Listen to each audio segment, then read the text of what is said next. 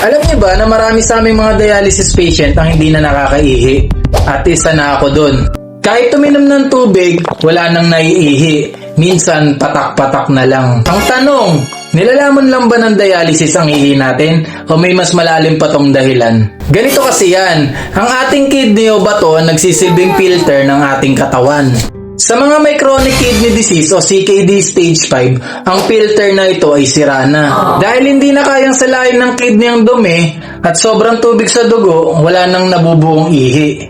Sipin mo na lang, parang sirang gripo na barado, na kahit anong bukas mo, walang lumalabas. Kapag tumigil ang ihi, ang tubig ay napupunta sa baga, sa paa, sa muka, kaya tayo nagmamanas at hinihingal. Dito pumapasok ang dialysis.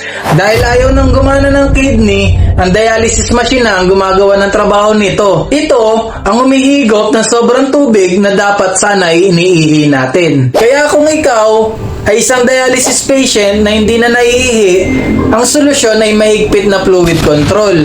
Hindi porket nauuwaw, inom ka na kaagad. Kailangan nating limitahan ang liquid intake based sa payo ng doktor. Dahil bawat patak na iniinom mo sa dialysis machine lang din ang labas niyan. Ang hindi pag-ihi ay senyales na pagod na ang kidney natin. Pero hindi ito ang dulo ng laban. Kung may tanong ka, i-comment mo lang sa baba. Huwag kalimutang i-like at i-share ang video na to para malaman ng mga kaibigan at kamag-anak mo. Follow for more for health tips and updates.